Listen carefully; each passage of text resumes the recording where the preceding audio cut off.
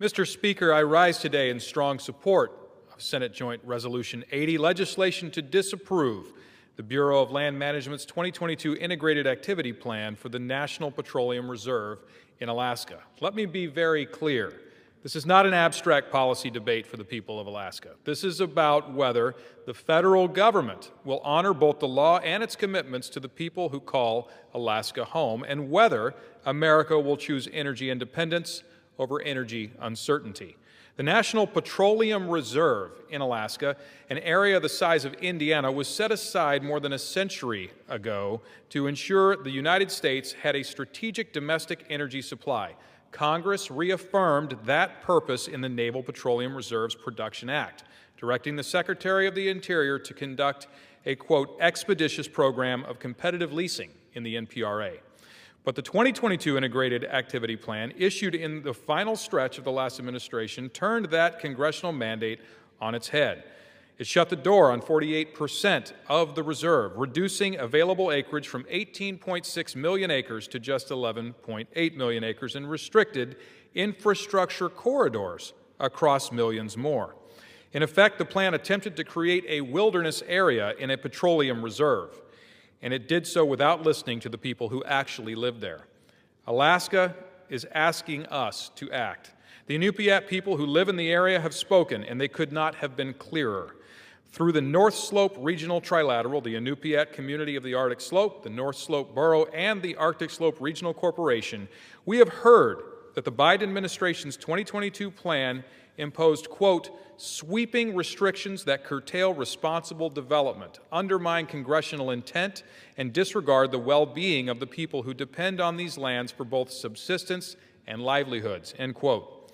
These communities are located in an area nearly the size of Minnesota with no highway connections, extreme transportation costs, and a cost of living among the highest in the nation. Oil and gas development funds their schools, their public safety, their utilities, their clinics, basic services that most Americans assume their local government can provide. But on the North Slope, that stability exists because responsible development exists, and we have a duty to ensure that it continues. Alaska's business community stands with them. The Alaska Support Industry Alliance, representing 547 companies and 35,000 Alaskan workers, warned that the 2022 plan jeopardizes the jobs and investment their families depend on. National organizations, from the National Federation of Independent Businesses to the American Exploration and Production Council to the American Petroleum Institute, have also voiced their support for reversing this restrictive rule. And the administration itself has made clear that restoring access to the NPRA is a priority. President Trump's Executive Order 14153, Unleashing Alaska's Extraordinary Resource Potential, directs the Secretary of the Interior to review and rescind the 2022 decision and reestablish a balanced framework consistent with the 2020 plan. This statement of administration policy strongly supports this resolution. Mr. Speaker, Alaska is ready to power America. We are ready to help lower energy costs for families and small businesses. We are ready to strengthen national security by reducing our reliance on foreign nations. And the people who live in Alaska's far north, the people whose ancestors have called the region home for 10,000 years, are asking us to restore the balanced, lawful management framework that they helped shape.